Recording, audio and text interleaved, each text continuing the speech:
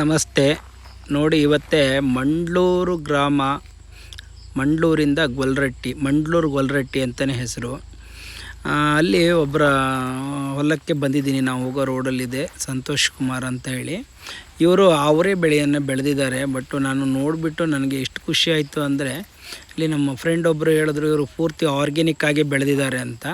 But ಅದಕ್ಕೆ ಒಂದು ಸಲ ವಿಸಿಟ್ ಕೊಟ್ಬಿಟ್ಟು ಯಾವ ಥರ ಇದೆ ನೋಡೋಣ, ಒಂದು ವಿಡಿಯೋ ಮಾಡ್ಕೊಳ್ಳೋಣ ಅಂತ ಬಂದೆ.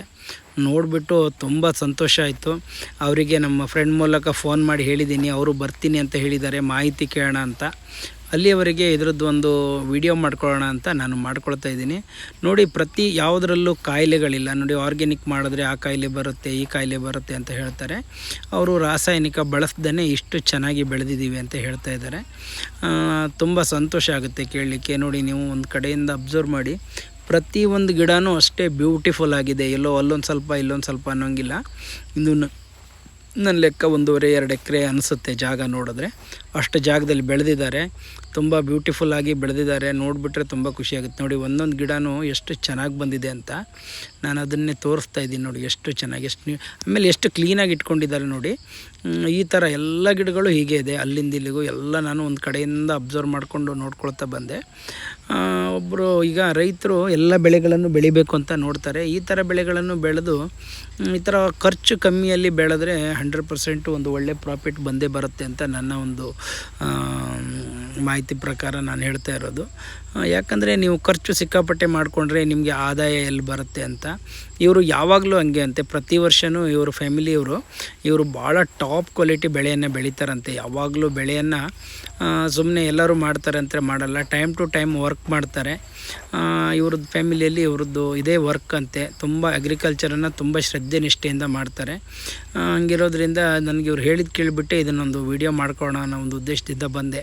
ನೋಡೋಣ, ನಮ್ಮ ಸಂತೋಷ್ ಕುಮಾರ್ ಅವರು ಬಂದರೆ ಅವರನ್ನು ಮಾತಾಡಿಸ್ಲಿಕ್ಕೆ ನೋಡ್ತೀನಿ, ಏನೇನು ಹಾಕಿದ್ದಾರೆ, ಯಾವ ಥರ ಬೆಳೆದಿದ್ದಾರೆ ಅಂತ. ನೋಡಿ, ಎಷ್ಟು ಗ್ರೀನಾಗಿ, ಎಷ್ಟು ಸೂಪರಾಗಿದೆ ಅಂತ. ಪ್ರತಿಯೊಂದು ಗಿಡವೂ ಒಂದೇ ಲೆವೆಲ್ ಆಗಿದೆ. ಯಾವುದು ಒಂದು ಎತ್ತರ ಇರೋದು, ಒಂದು ತೆಗ್ಗ ಇರೋದು, ಆ ಥರ ಎಲ್ಲ ಒಂದೇ ಲೆವೆಲ್ ಆಗಿದೆ. ಪೂರ ನಾನು ಇಡೀ ಜಮೀನನ್ನು ಓಡಾಡ್ತಾ ಇದ್ದೀನಿ, ವಿಡಿಯೋ ಮಾಡ್ಕೊಂಡು ಸ್ಟಾರ್ಟಿಂಗಿಂದನೇ ಏನೇನು ಇದೆ, ಯಾವ್ಯಾವ ಥರ ಮಾಡಿದ್ದಾರೆ ಅಂತ ಎಲ್ಲ ನೋಡೋಣ ಅಂತ. ನೋಡಿ, ಎಷ್ಟು ಸುಂದರವಾಗಿ, ಎಷ್ಟು ಚೆನ್ನಾಗಿದೆ ಅಂತ. ಬಟ್ ಈ ಥರ ಇರೋದ್ರಿಂದ ಏನಾಗುತ್ತೆ ಅಂದರೆ, ಜಮೀನಲ್ಲಿ ಪ್ರತಿಯೊಬ್ಬರು ಯಾರೇ ಇರ್ಬೋದು, ಈ ಥರ ಬೆಳೆದ್ರೆ ನೋಡೋಣ ಅಂತ ಒಂದು ಇಂಟ್ರೆಸ್ಟ್ ಬರುತ್ತೆ. ಈ ಥರನೂ ಬೆಳಿಬೋದಾ ಅಂತ. ಸಂತೋಷ್ ಕುಮಾರ್ ಅವರು ಬಂದಿದ್ದಾರೆ, ಒಂದೇ ನಿಮಿಷ. ಈಗ ಅವ್ರ ಹತ್ರ ಹೋಗಿಬಿಟ್ಟು ನಿಮಗೆ ಪ್ರತಿಯೊಂದನ್ನು ನಾನು ಮಾಹಿತಿಯಾಗಿ ನಿಮಗೆ ಕೊಡ್ತೀನಿ. ಅವರನ್ನೇ ಇಷ್ಟು ತನಕ ವೆಯ್ಟ್ ಮಾಡ್ತಾಯಿದ್ದೆ. ಇವಾಗ ಅವರೇ ಬಂದಿದ್ದಾರೆ, ಅವರು ತೋಟಕ್ಕೆ ಎಂಟ್ರಿ ಆಗಿದ್ದಾರೆ. ಹಾಗಾಗಿ ಈಗ ಅವರನ್ನೇ ಒಂದು ಸಲ ಮಾತಾಡಿಸ್ಬೇಡ. ನೋಡಿ, ಬಂದುಬಿಟ್ಟಿದ್ದಾರೆ, ಅವ್ರ ಹತ್ರನೇ ಹೋಗ್ತಾ ಇದ್ದೀನಿ. ನೋಡಬೇಡ, ಒಂದು ಸಲ ಅವ್ರ ಹತ್ರ ಮಾತಾಡಿ ಈ ಥರ ಬೆಳೆನೂ ಬೆಳಿಬೋದಲ್ವಾ ಅಂತ ಹೇಳಿ ಅವ್ರ ಕೈಲೇ ಕೇಳಿಕೊಂಡ್ರೆ ನಮಗೂ ಬೇರೆ ಯಾರು ಬೆಳೆಯೋರಿದ್ರು ಅವರಿಗೂ ಒಂದು ಐಡಿಯಾ ಬಂದಂಗೆ ಆಗುತ್ತೆ. ನನಗಂತೂ ತುಂಬ ಸಂತೋಷ ಆಗಿದೆ. ಇವರು ಹೇಳಿದ್ರು ಅಂದರೆ ನಾವು ಒಂದು ಸಲ ಅಂತೂ ಪ್ರಯೋಗ ಮಾಡಿ ನೋಡಿದ್ದಾರೆ. ಯುವ ರೈತರು ಸಂತೋಷ್ ಕುಮಾರ್ ಅಂತೇಳಿ, ಅವ್ರನ್ನ ಒಂದು ಸಲ ಮಾತಾಡಿಸ್ತೀನಿ. ನೀವು ಅವರಿಂದ ತಿಳ್ಕೊಡ್ರಿ ಅವ್ರು ಯಾವ್ಯಾವ ಥರ ಮಾಡಿದ್ದಾರೆ ಅಂತ. ಯಾರಾದರೂ ಅವರೇ ಬೆಳೆಯೋರಿಗಿದ್ರೆ ಅನುಕೂಲ ಆಗುತ್ತೆ, ಅವ್ರದ್ದು ಪರಿಚಯ ಮಾಡಿಕೊಡಿಸ್ತೀನಿ. ನೋಡಿ, ಇವರು ಸಂತೋಷ್ ಕುಮಾರ್ ಅಂತೇಳಿ. ಸಂತೋಷ್ ಅವರೇ, ನೀವು ಅವರೇನ ಈಗ ಎಷ್ಟು ವರ್ಷದಿಂದ ನೀವು ಬೆಳೀತಾ ಇದ್ದೀರಾ, ಇದನ್ನು ಯಾವ್ಯಾವ ಥರ ಬೆಳೀತಾ ಇದ್ದೀರಾ ಅನ್ನೋದನ್ನು ಸ್ವಲ್ಪ ನಮ್ಮ ಪ್ರೇಕ್ಷಕರಿಗೆ ಮಾಹಿತಿ ಕೊಡಬೇಕು ಅಂತ. ಸುಮಾರು ದಿನಗಳಿಂದ ಬೆಳಿತಿದ್ದೀವಿ ನಾವು ಅವರಿಂದ. ಇದನ್ನ ನ್ಯಾಚುರಲ್ ಆಗಿ ಬೆಳಿಬೇಕು, ರಾಸಾಯನಿಕ ಗೊಬ್ಬರಗಳನ್ನ ಯೂಸ್ ಮಾಡಬಾರ್ದು. ಇನ್ನೊಂದು, ಭೂಮಿಯಲ್ಲಿ ಫಲವತ್ತತೆ ಮಣ್ಣಿರಬೇಕು. ಎರೆಹುಳುಗಳು, ರೈತರ ಮಿತ್ರ ಅಂತ ಕರೀತಾರೆ ಎರೆಹುಳುಗಳನ್ನ, ಅದನ್ನು ಫಸ್ಟ್ ಕಾಪಾಡ್ಕೊಬೇಕು ನಾವು. ಈಗ ಕೆಲವ್ರು ಏನು ಮಾಡ್ತಾರಪ್ಪ ಅಂದರೆ ಆ ಔಷಧಿ ಎಲ್ಲ ಹೊಡೆದು ಎರೆಹುಳು ಹಾಳು ಮಾಡ್ತಾರೆ. ಎರೆಹುಳು ಹಾಳು ಮಾಡಬಾರ್ದು. ಫಸ್ಟ್ ಮಣ್ಣಿನ ಫಲವತ್ತತೆ ಚೆನ್ನಾಗಿತ್ತಪ್ಪ ಅಂದರೆ ನಾವು ಹಾಕಿರೋ ಯಾವುದೇ ಫಸಲಾಗಲಿ ಚೆನ್ನಾಗಿ ಬರ್ತೈತಿ. ಇದನ್ನು ನಾವು ನ್ಯಾಚುರಲ್ ಆಗೇ ಬೆಳಿತೀವಿ. ಇದಕ್ಕೆ ಯಾವುದಾದ್ರೂ ಔಷಧಿ ಸಿಂಪಡಣೆ ಏನಾದ್ರು ಮಾಡಿದ್ದೀರಾ ನೀವು? ಆ ಥರ ಏನಿಲ್ಲ ಅಣ್ಣ. ನಾವು ಏನಂದ್ರೆ ಮನೆಯದ್ದೇ, ಮನೆಯದ ತಿಪ್ಪೆ ಗೊಬ್ಬರ ಆಗಲಿ ಅದಾಗಲಿ ಅದನ್ನ ಹಾಕಿ ಮಾಡ್ತೀವಿ ನಾವು. ಹೌದು. ಇವಾಗ ನೀವು ಇದನ್ನು ಮಳೆಗಾಲ, ಇವಾಗ ಸೆಪ್ಟೆಂಬರ್ ತಿಂಗಳಿದೆ ಇದು. ಇವಾಗ ಇದನ್ನು ಹಾಕಿಬಿಟ್ಟು ಎಷ್ಟು ದಿನ ಆಗಿದೆ, ಎಷ್ಟು ದಿನದ ಗಿಡಗಳು ಇವೆಲ್ಲ? ಇದು ಸುಮಾರು ಈಗ 1.5 ತಿಂಗಳು ಆಗೈತೆ ಅಣ್ಣ. 1 ತಿಂಗಳ ಮೇಲೆ ಒಂದು 15 ದಿನ ಆಗೈತೆ. ಹೌದು. ಇದು ಎಷ್ಟು ಎಕರೆಯಲ್ಲಿ ಮಾಡಿದ್ದೀರಾ ನೀವು ಇದನ್ನು? ಇದು ಸುಮಾರು 1.5 ಎಕರೆ ಇದೆ. 1.5 ಎಕರೆಯಲ್ಲಿ ನಿಮಗೆ ಏನು ಇಳುವರಿ ಬರುತ್ತೆ ಇದನ್ನು ಮಾಡಿರೋದ್ರಿಂದ? ಏನು ಇನ್ಕಮ್ ಆಗುತ್ತೆ? ಇದು 3 ತಿಂಗಳಿಗೆ ಬೆಳೆ ಕಟಾವಾಗುತ್ತಣ್ಣ. ಸುಮಾರು ಇದು 1.5 ಎಕರೆಗೆ ಏನಿಲ್ಲ ಅಂದ್ರೆ ಒಂದು 2-2.5 ಲಕ್ಷ ಆದಾಯ ಪಡಿಬೋದು ನಾವು. ಈಗ ಒಂದು 10,000-15,000 ರೂಪಾಯಿ ಖರ್ಚು ಮಾಡಿದ್ದೀವಿ ನಾವು. ಒಂದು 2-3 ಲಕ್ಷ ಆದಾಯ ಪಡಿತೀವಿ ನಾವು ಇದರಿಂದ. ಸರಿ. ಈಗ ಬೇರೆ ರೈತರು ಇದನ್ನು ಮಾಡಬೇಕು ಅಂದರೆ ಈಗ ಬೀಜ ಎಲ್ಲ ಎಲ್ಲಿ ತಗೋಬೇಕು, ಯಾವ ಥರ ಮಾಡಬೇಕು? ಇವೆಲ್ಲ ಬೀಜ ಅಂಗಡಿಲಿ ಸಿಗ್ತಾವಣ್ಣ, ತಗೊಂಡ್ ಬರ್ಬೋದು. ತಗೊಂಡ್ ಬಂದು ನಾವೇ ಮಾಡಕ್ಕೆ ಹೆಚ್ಚಿನ ನೀರು ಕೊಡಂಗಿಲ್ಲ, ಇದಕ್ಕೆ ಜಾಸ್ತಿ ಗೊಬ್ಬರನ ಹಾಕಂಗಿಲ್ಲ. ಇದು ಮಂಜು ಬೀಳುತ್ತಲ್ಲ, ಅದರಿಂದಲೇ ಬೆಳ್ಕೊಂಡ್ಬಿಡುತ್ತೆ ಅವ್ರೆ. ಇದಕ್ಕೆ ಜಾಸ್ತಿ ನೀರು ಬಿಡಂಗಿಲ್ಲ, ಗೊಬ್ಬರನ ಹಾಕಂಗಿಲ್ಲ ನಾವು. ಹೌದು. ಇವಾಗ ನೀವು ಇದಕ್ಕೆ ಯಾವುದೇ ನೀರನ್ನು ಕೊಟ್ಟಿದ್ದೀರಿ ಎಷ್ಟು ಒಳಗಡೆ, ಅಥವಾ ಮಳೆ ನೀರಿಂದನೇ ಬಂದಿದೆ? ಇಲ್ಲ, ಹುಟ್ಟಿದಾಗ ಮಾತ್ರ ಹುಟ್ಟಾಕ ಬಿತ್ತಿದ ಮೇಲೆ ಒಂದ್ಸರಿ ನೀರು ಬಿಟ್ಟಿದ್ದೀವಿ ನಾವು. ಈ ಹುಟ್ಟಿ ಆದ್ಮೇಲೆ ಒಂದ್ಸರಿ ನೀರು ಕಟ್ಟಿಲ್ಲ, ಮಳೆ ಬಂದ್ಮೇಲೆ ಅದ್ರಾಗೆ ಬೆಳ್ಕೊಂಡೈತೆ ಅದು. ಆಮೇಲೆ ಯಾವುದೇ ಸರ್ಕಾರಿ ಗೊಬ್ಬರ, ರಾಸಾಯನಿಕ ಗೊಬ್ಬರನ ನೀವು ಯೂಸ್ ಮಾಡಿಲ್ಲ? ಮಾಡಿಲ್ಲ, ಯಾವುದು ಯೂಸ್ ಮಾಡಿಲ್ಲ. ಭಾಳ ಚೆನ್ನಾಗಿ ಬೆಳೆದಿದ್ದೀರಾ. ಅದಕ್ಕೋಸ್ಕರನೇ ನಾವು ಇದನ್ನು ನೋಡಿಬಿಟ್ಟು, ನಿಮ್ಮ ಪ್ಲಾಟನ್ನು ನೋಡಿಬಿಟ್ಟು ಒಂದ್ಸಲ ವಿಸಿಟ್ ಮಾಡಿ ಇದ್ರ ಬಗ್ಗೆ ತಿಳ್ಕೊಳ್ಳೋಣ. ಯಾರಾದರೂ ರೈತರು ಮಾಡೋರಿದ್ದರೆ ಅವ್ರಿಗೆ ಅನುಕೂಲ ಆಗಲಿ ಅನ್ನೋ ಒಂದು ಉದ್ದೇಶದಿಂದ ವಿಡಿಯೋ ಮಾಡ್ತಾ ಇರೋದು. ಇವಾಗ ನಮ್ಮ ವಿಡಿಯೋ ನೋಡ್ತಾ ಇರೋ ಪ್ರೇಕ್ಷಕರಿಗೆ ಏನು ಹೇಳ್ತೀರಾ, ಈ ಅವರೇ ಬೆಳೆಯನ್ನು ಯಾವ ಥರ ಬೆಳಿಬೇಕು ಅಂತ? ಯಾಕೆಂದರೆ ಇವಾಗ ರಾಸಾಯನಿಕ ಹಾಕಬಾರ್ದು ಹೇಳಿದ್ದೀರಾ. ಅದೇ ಪ್ರಕಾರ ನಾನು ಹೇಳೋದು ಯಾಕೆಂದರೆ, ಈಗ ಮಳೆಗಾಲದಲ್ಲಿ ಎಲ್ಲ ಮೆಕ್ಕೆಜೋಳ ಬೆಳೆದು ಬಿಡ್ತಾರೆ. ಇದೇನು ಮೆಕ್ಕೆಜೋಳ ತೆಗೆದು ಹಾಕಿದ್ದೀರಾ, ಅಥವಾ ನೀವು ಮಳೆಗಾಲದಲ್ಲಿ ಬೇರೆ ಇನ್ನೊಂದು ಬೆಳೆ ಬೆಳೆದು ನಂತರ ಇದನ್ನು ಬೆಳೆದಿದ್ದೀರಾ? ಮೆಣಸಿ ಗಿಡ ಹಾಕಿದ್ವಿ ಫಸ್ಟ್ ಸ್ಟಾರ್ಟಿಂಗು. ಮೆಣಸಿ ಗಿಡ ತೆಗೆದ್ಮೇಲೆ ಅದು 4 ತಿಂಗಳಿಗೆ ಮೆಣಸಿ ಗಿಡ ಮುಗಿತದು. ಅದು ಮುಗಿದ್ಮೇಲೆ ಬೆಳೆದ್ರೆ ಬೆಳೆಯೋದು. ಹೌದಾ? ಒಟ್ಟು ಇದು ಯಾವ ಮಂತಲ್ಲಿ ಬೆಳೆದ್ರೆ ಬೆಸ್ಟ್ ಅಂತ, ಯಾವ ತಿಂಗಳಲ್ಲಿ ಇದನ್ನು ಬೆಳೆದ್ರೆ? ಇದು ಸೆಪ್ಟೆಂಬರ್ ತಿಂಗಳು, ಅಕ್ಟೋಬರ್ ತಿಂಗಳಲ್ಲಿ ಬೆಳ್ಕೊಂಬೋಣ.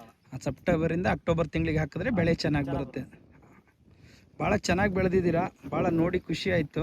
ನೋಡಿ, ಒಬ್ಬರು ಯುವ ರೈತರು ಈ ಥರ ಇಂಟ್ರೆಸ್ಟ್ ಕೊಟ್ಟು, ಈಗಿನ ಹುಡುಗರು ಅಲ್ಲಿ ಬೆಂಗಳೂರು, ಬೊಂಬೈ, ಹೊರಗಡೆ ಆ ಕಂಪ್ನಿ ಈ ಕಂಪ್ನಿ ಅಂತೇಳಿ ಹೋಗ್ತಾರೆ. ಇವರು ನಮ್ಮ ಸಂತೋಷ್ ಕುಮಾರ್ ಅವರು ಎಷ್ಟು ಒಂದು ಒಳ್ಳೆ ಅಗ್ರಿಕಲ್ಚರಲ್ಲಿ ಇಂಟ್ರೆಸ್ಟ್ ತೋರಿಸ್ಬಿಟ್ಟು, ಮತ್ತು ನಿಮ್ಮದು ಏನು ಹವ್ಯಾಸ? ನೀವು ಏನು ರೈತರೆಯಾ, ಬೇರೆ ಏನಾದರೂ ವರ್ಕ್ ಮಾಡ್ತೀರಾ ಏನು? ರೈತರ ಕೆಲಸ. ರೈತರೇ? ನೋಡಿ, ಅವರು ರೈತರ ಕೆಲಸ ಫುಲ್ ಟೈಮು ರೈತರಾಗಿ ವರ್ಕ್ ಮಾಡ್ತಾ ಇದ್ದಾರೆ. ನೋಡಿ, ಈ ಥರ ಮಾಡಿದ್ರೆ ಯಾರಿಗೂ ಲಾಸ್ ಆಗೋಲ್ಲ. ನೋಡಿ, ಅವ್ರು ಹೇಳ್ತಾ ಇದ್ದಾರೆ 3 ತಿಂಗಳಲ್ಲಿ 2 ಲಕ್ಷದವರೆಗೆ ಇಳುವರಿಯನ್ನು ನೀವು ತಗೋಬೋದು ಅಂತ. ಯಾರಾದರೂ ಈ ಥರ ನೋಡಿ, ನೀವು ಎಷ್ಟು ಚೆನ್ನಾಗಿ ಬೆಳೆದಿದ್ದಾರೆ ಅಂತ. ಬ್ಯೂಟಿಫುಲ್ ಆಗಿದೆ, ಎಷ್ಟು ಕ್ಲೀನಾಗಿ ಇಟ್ಕೊಂಡಿದ್ದಾರೆ. ಏನೂ ಒಂದು ಕಳೆ ಇಲ್ಲ, ಗಲೀಜಿಲ್ಲ, ಏನಿಲ್ಲ, ಭಾಳ ಬ್ಯೂಟಿಫುಲ್ಲಾಗಿ ಬೆಳೆದಿದೆ. ಇದು ನಾವು ಅವರೇ ಬಿತ್ತಿದ ಮೇಲಣ ಈ ಒಂದು 8 ದಿನಕ್ಕೆ ಒಂದು ಭೂಮಿಯಿಂದ ಒಂದು 4 ಇಂಚು ಬೆಳ್ಕೊಳತ್ತಣ. ಬೆಳ್ಕೊಂಡ್ಮೇಲೆ ಒಂದು 15ರಿಂದ ಒಂದು 20 ದಿನ ಇದಕ್ಕೆ ನೀರು ಕೊಡಬಾರ್ದು. ಬಿಟ್ಟು ಹುಟ್ಟಿದ ಮೇಲೆ ಸ್ವಲ್ಪ ನೀರು ಕೊಟ್ಟರೆ ಅದೇನಾಗುತ್ತೆ ಅಂದರೆ ಈ ಥರ ಗಿಡ ಚೆನ್ನಾಗಿ ಬೆಳೀತಿ. ಇದು ಬಂದಿದೆ ನೋಡಿ, ಇದೆಲ್ಲ ಮೊಗ್ಗು. ಈಗೆಲ್ಲ ಸುಮಾರು 1.5 ತಿಂಗಳಾಯ್ತಲ್ಲ, ಈಗೆಲ್ಲ ಮೊಗ್ಗು ಸ್ಟಾರ್ಟ್ ಆಗಿದೆ. ಇದು ಮೊಗ್ಗು ಸ್ಟಾರ್ಟ್ ಆದ್ಮೇಲೆ ಏನಂತಾರೆ, ಹೂವಾಗಿ ಕಾಯಾಗುತ್ತೆ. ಇದು ಈ ಥರ ಬೆಳೆಸ್ಬೇಕು ಗಿಡನ. ಈ ಥರ ಗಿಡ ಚೆನ್ನಾಗಿ ಬಂತಪ್ಪ ಅಂದರೆ ಇಳುವರಿ ಚೆನ್ನಾಗಿ ಬರುತ್ತೆ. ನೋಡಿ, ಆಗಲೇ 1.5 ತಿಂಗಳ ಗಿಡ, ಈಗಾಗಲೇ ಹೂವು ಮೊಗ್ಗು ಎಲ್ಲ ಸ್ಟಾರ್ಟ್ ಆಗಿಬಿಟ್ಟಿದೆ. ಎಷ್ಟು ಚೆನ್ನಾಗಿ ಬೆಳೆದಿದ್ದಾರೆ. ಯಾವ ಥರ ಗಿಡ ಅಂತಲೂ ತೋರಿಸಿದ್ದಾರೆ. ಇನ್ನೊಂದ್ಸಲ ನಾನು ತೋರಿಸ್ತೀನಿ. ಸಂತೋಷ್ ಅವರು ಇನ್ನೊಂದ್ಸಲ ಗಿಡ ತೋರಿಸ್ಬಿಟ್ರಿ. ಇದು ಭೂಮಿಯಿಂದ 2 ಅಡಿ ಮೇಲೆ ಬರುತ್ತೆ ಅಣ್ಣ, ಜಾಸ್ತಿ ಬರಬಾರ್ದು. ಇದು ಭೂಮಿಯಿಂದ 2-2.5 ಅಡಿ ಮೇಲೆ ಬಂತಂದ್ರೆ ಇಳುವರಿ ಚೆನ್ನಾಗಿ ಬರುತ್ತೆ. ನೋಡಿ, ಯಾಕೆಂದರೆ ತುಂಬ ಬಳ್ಳಿ ಥರನೂ ಮೇಲೆ ಬರಬಾರ್ದು, ಬರೀ 2ರಿಂದ 2.5 ಅಡಿ ಬರಬೇಕು, ಆವಾಗ ಒಳ್ಳೆ ಇಳುವರಿ ಬರುತ್ತೆ ಅಂತ ಹೇಳ್ತಾ ಇದ್ದಾರೆ. ನೋಡಿ, ಯಾರಾದರೂ ನೋಡೋರಿಗೆ ಅನುಕೂಲ ಆಗಲಿ ಅಂತ ಪ್ರತಿಯೊಂದನ್ನು ತೋರಿಸ್ತಾ ಇದ್ದೀನಿ. ಯಾಕಂದರೆ ಎಲ್ಲ ಕಮರ್ಷಿಯಲ್ ಬೆಳೆಗೆ ಹೋಗ್ತಾ ಇದ್ದಾರೆ, ಈ ಥರ ಬೆಳೆಗಳನ್ನು ಬಿಡ್ತಾ ಇದ್ದಾರೆ. ರೈತರು ಇದನ್ನು ಮಾಡಬೇಕು, ಇದರಲ್ಲೂ ಇಳುವರಿ ಇದೆ ಅಂತ ಈ ಥರ ಮಾಡೋರು. ನಾನು ಇದೇ ಥರ ವಿಡಿಯೋ ಮಾಡೋದು ಅದಕ್ಕೋಸ್ಕರ. ಓಕೆ, ಸಂತೋಷ್ ಅವರೇ, ಇವಾಗ ನಿಮ್ಗೆ ಇನ್ನೊಂದು ಮಾಹಿತಿ ಕೇಳಬೇಕು ಅಂತ.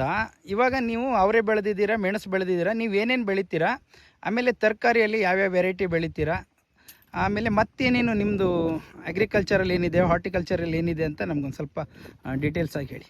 ಈಗ ನಾವು ಮೆಣಸಿನ ಗಿಡ, ತರಕಾರಿ ಏನಾದರೂ ಪ್ರತಿಯೊಂದು ತರಕಾರಿ ಬೆಳಿತೀವಿ. ಬೀನ್ಸ್ ಆಗಿರಲಿ, ಒಂದು ಹೀರೆಬಳ್ಳಿ ಆಗಿರಲಿ, ಒಂದು ಮೆಣಸಿ ಗಿಡ, ಅವರೇ ಗಿಡ ಎಲ್ಲ ಬೆಳಿತೀವಿ ನಾವು. ಮತ್ತು ಇದು 1.5 ಎಕರೆಗೆ ಈಗ ಫಸ್ಟ್ ಮೆಣಸಿ ಗಿಡ ಹಾಕಿದ್ವಿ, ಅದು ಒಳ್ಳೆ ಇಳುವರಿ ಬಂತು. ಆಮೇಲೆ ತೆಗೆದು ಒಂದು ತಿಂಗಳು ಭೂಮಿ ಫಸ್ಟು ನಾವೇನು ಮಾಡ್ಬೇಕಪ್ಪ ಅಂದ್ರೆ ಭೂಮಿ ಚೆನ್ನಾಗಿ ಅಗಿಬೇಕು. ಭೂಮಿ ಚೆನ್ನಾಗಿ ಮಾಡ್ಕೊಂಡ್ರೆ ನಾವು ಯಾವುದೇ ಒಂದು ತರಕಾರಿ ಆಗಲಿ, ಒಂದು ಸಸಿ ಆಗಲಿ ಹಾಕಿದರೆ ಚೆನ್ನಾಗಿ ಇಳುವರಿ ಬರ್ತೈತೆ. ಹಾಗಾಗಿ ನಾವು ಮೆಣಸಿ ಗಿಡ ಹಾಕಿ ತೆಗೆದ್ಮೇಲೆ 1 ತಿಂಗಳು ಗ್ಯಾಪ್ ಕೊಟ್ಟಿದ್ವಿ ಭೂಮಿಗೆ 1 ತಿಂಗಳು ಗ್ಯಾಪ್ ಕೊಟ್ಟಾದ್ಮೇಲೆ ಅವರೇ ಬಿತ್ತಿದ್ವಿ. ಈಗ ಚೆನ್ನಾಗಿ ಬಂದಿದೆ. ಈಗ ಸುಮಾರು 1.5 ಎಕರೆ ಕಾಣ್ತಿದೆ ನಿಮಗೆಲ್ಲ ಇದು ಅವರೇ ಬಳ್ಳಿ. ಈಗ ಇನ್ನೊಂದು ನೆಕ್ಸ್ಟ್ ನಮ್ಮ ಭೂಮಿ ಇದೆ, ಅಲ್ಲಿ 1.5 ಎಕರೆ ಇದೆ, ಅಲ್ಲಿ ಅಡಿಕೆ ಗಿಡ ಬೆಳೆದ್ವಿ. ಅಡಿಕೆನೂ ಬೆಳೆದಿದ್ದೀರಾ ನೀವು? ಅಡಿಕೆನೇನು ಆರ್ಗ್ಯಾನಿಕ್ ಆಗಿ ಬೆಳೆದಿದ್ದೀರಾ ಅಥವಾ ರಸಗೊಬ್ಬರ? ಅದನ್ನು ಆರ್ಗ್ಯಾನಿಕ್ ಆಗಿ ಬೆಳೆದ್ವಿ, ಚೆನ್ನಾಗಿ ಬೆಳೆದ್ವಿ. Super sir, super. ನೆಕ್ಸ್ಟ್ ವಿಡಿಯೋದಲ್ಲಿ ತೋರಿಸ್ಕೊಡ್ತೀವಿ ನಾನು ನಿಮಗೆ ಯಾವ ಥರ ಬೆಳೆದ್ವಿ. Okay, 100% sir. ಚೆನ್ನಾಗಿದೆ, ಅದು ಸೂಪರ್ ಆಗಿ ಬಂದಿದೆ. ಓಕೆ, ಈಗ ನೀವು ಅಂದರೆ ಈಗ ತರಕಾರಿಗಳನ್ನು ಶಿಫ್ಟ್ ಯಾವ್ಯಾವ್ದು ಬೇಕು ಅಂತ ನೋಡಿಬಿಟ್ಟು ಆ ಥರ ತರಕಾರಿಗಳನ್ನು ಬೆಳಿತೀರಾ? ಅಂದರೆ ಸೀಸನ್ ವೈಸು ಯಾವ ಸೀಸನಲ್ಲಿ ಯಾವ ತರಕಾರಿ ಹೆಚ್ಚಿಗೆ ಮಾರ್ಕೆಟ್ ಹೋಗುತ್ತೆ, ಯಾವ ತಿಂಗಳಿಗೆ ಯಾವ ತರಕಾರಿ ಯಾವುದು ಸಸಿ ಹಾಕಿದ್ರೆ ಯಾವ ಥರ ಬರುತ್ತಿಲ್ಲ, ಅದ್ರ ಮೇಲೆ ನಾವು ಬೆಳಿತೀವಿ ತರಕಾರಿನ. ಹಾಂ ನೋಡಿ, ಮಾರ್ಚ್ ತಿಂಗಳಲ್ಲಿ ನಾವ್ ಏನ್ ಮಾಡ್ತೀವಪ್ಪ ಅಂದ್ರೆ ಮಾರ್ಚ್ ತಿಂಗಳಲ್ಲಿ ಬಿಸಿಲು ಜಾಸ್ತಿ ಇರುತ್ತೆ. ನಾವೇನೇ ಮಾಡಕ್ ಹೋದ್ರು ಮುಟ್ರು ರೋಗ ಅಂತ ಬರುತ್ತೆ. ಅದ್ರಾಗ ಆ ತಿಂಗಳಿಗೆ ಏನು ಮಾಡಕ್ ಆಗಲ್ಲ. ಮಾರ್ಚ್ ತಿಂಗಳು ಎಂಡಿ ಮೇಲೆ ನಾವ್ ಏನೋ ಒಂದು ತರಕಾರಿ ಹಾಕಿದ್ರು ಅದು ಮಳೆಗಾಲಕ್ಕೆ ಬರುತ್ತಲ್ಲ, ಚೆನ್ನಾಗ್ ಬರುತ್ತೆ ತರಕಾರಿ. ಮಾರ್ಚ್ ತಿಂಗಳ ಮೇಲೆ ಮಾಡ್ಬೇಕು, ಏನು ಮಾಡಿ ಚೆನ್ನಾಗಿ ಬರುತ್ತೆ. Super sir. ನೋಡಿರಿ, ತಿಳ್ಕೊಬೇಕಾದಂಥ ವಿಷಯಗಳು ಎಷ್ಟೆಲ್ಲ ಇದೆ ಅಂತ ಗೊತ್ತೇ ಇರಲ್ಲ ಯಾರಿಗೂ. ಅವರು ಎಷ್ಟು ಸ್ಟಡಿ ಮಾಡಿದ್ದಾರೆ, ಎಷ್ಟು ಚೆನ್ನಾಗಿ ಅಗ್ರಿಕಲ್ಚರ್ ಬಗ್ಗೆ ಸ್ಟಡಿ ಮಾಡಿಬಿಟ್ಟು ಹೇಳ್ತಾ ಇದ್ದಾರೆ ಅಂತ, ಯಾವ ತಿಂಗಳಲ್ಲಿ ಯಾವ ಬೆಳೆ ಮಾಡಬೇಕು ಅಂತ. ನಾನು ಸಂತೋಷ್ ಅವ್ರದ್ದು ಇನ್ನೊಂದು ವಿಡಿಯೋ ಮಾಡಿ, ಅವ್ರದ್ದು ಅಡಿಕೆ ತೋಟನೂ ಇದೆ ಅಂತೆ, ಅಲ್ಲೂ ಇನ್ನೊಂದು ವಿಡಿಯೋ ಮಾಡ್ತೀನಿ. ಅಲ್ಲಿ ಏನೇನು ಥರ ಮಾಡಿದ್ದಾರೆ, ಅಡಿಕೆ ಯಾವ ಥರ ಬೆಳೆದಿದ್ದಾರೆ ನೋಡೋಣ.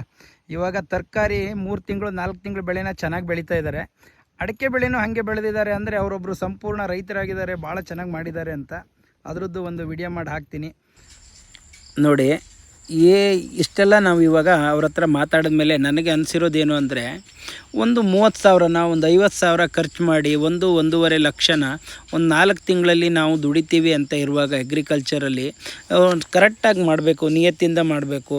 ಯಾವುದೇ ನಾವು ನಿಷ್ಕಾಳಜಿಗಳನ್ನು ಮಾಡಿಕೊಂಡು ದುಡಿದೇ ನಮಗೆ ದುಡ್ಡು ಬರಬೇಕು ಅನ್ನೋ ಭಾವನೆಯಿಂದ ಯಾವುದೇ ರೈತರಾಗಲಿ ನೀವು ಯಾವ ಕೆಲಸಕ್ಕೆ ಹೋದರೂ ಅದರಲ್ಲಿ ನಾವು ಸಕ್ಸಸ್ಸನ್ನು ಕಾಣಲಿಕ್ಕಾಗಲ್ಲ.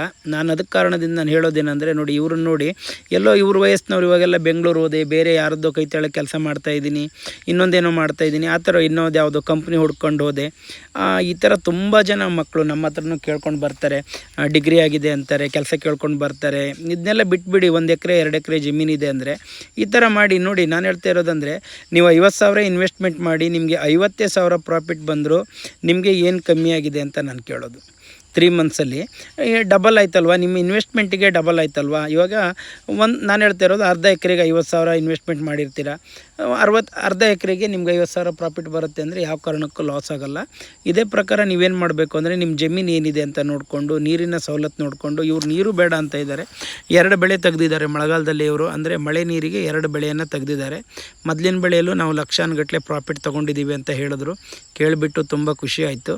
ಅದೇ ಕಾರಣಕ್ಕೆ ನಾನು ನಿಮಗೂ ಹೇಳೋದೇನು ಅಂದರೆ, ಈ ಥರ ರೈತರು ಮಾಡಿದ್ರೆ, ಶ್ರದ್ಧೆ ಭಕ್ತಿಯಿಂದ ಭೂಮಿಯನ್ನು ನಂಬಿ ಮಾಡಿದ್ರೆ ಯಾರಿಗೂ ಯಾವತ್ತೂ ಲಾಸ್ ಆಗಲ್ಲ ಅನ್ನೋದು ನನ್ನ ಒಂದು ಅಭಿಪ್ರಾಯ.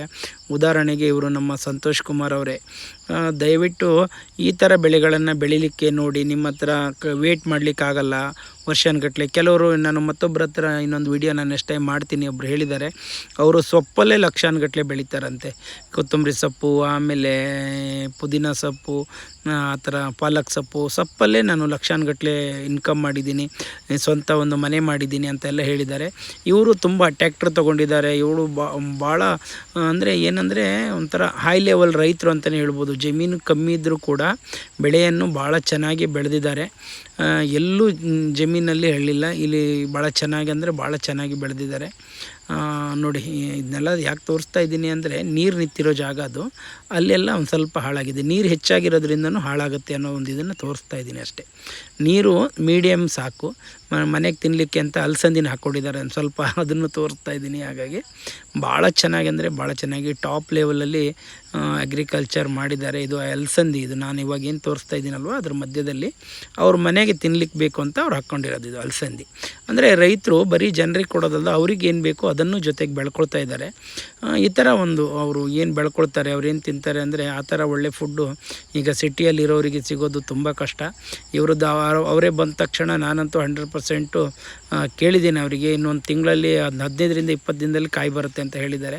100% ಬಂದು ಇವ್ರ ಹತ್ರ ತೊಗೊಂಡೋಗಿ ಮನೆಯಲ್ಲಿ ಊಟ ಮಾಡೋದೇ ಅಂತ ಡಿಸೈಡು ಮಾಡಿದ್ದೀನಿ.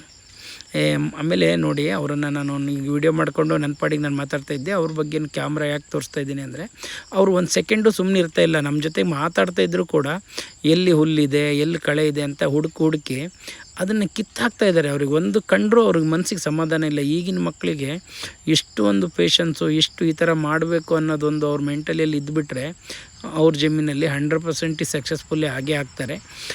ಒಂದಿನ ಒಳ್ಳೆ ಇವರಿಂದ ಕಲಿಯೋದು ತುಂಬ ಇದೆ. ಈ ಥರ ಒಂದು ರೈತರು ಸಿಗೋದೇ ಕಷ್ಟ ಇದೆ. ಬಟ್ ನನಗಂತೂ ತುಂಬ ಸಂತೋಷ ಆಯಿತು ಸಂತೋಷ್ ಕುಮಾರ್ ಅವ್ರನ್ನ ಭೇಟಿಯಾಗಿ. ಓಕೆ, ಬೆಳಿತೀರಾ ಅದನ್ನು ನೀಟಾಗಿ ಮೇಂಟೈನ್ ಮಾಡಲ್ಲ. ನಮ್ಮ ಸಂತೋಷ್ ಕುಮಾರ್ ಅವರು ಭಾಳ ನೀಟಾಗಿ ಮೇಂಟೈನ್ ಮಾಡಿದ್ದಾರೆ. ತುಂಬ ಸಂತೋಷ ಆಗುತ್ತೆ ನೋಡಿ. ಥ್ಯಾಂಕ್ ಯು ಸಂತೋಷ್ ಕುಮಾರ್ ಅವರೇ, ನಮಗೆ ಒಂದು ಅವಕಾಶ ಮಾಡಿಕೊಟ್ಟಿದ್ದಕ್ಕೆ ವಿಡಿಯೋ ಮಾಡಲಿಕ್ಕೆ. ಓಕೆ.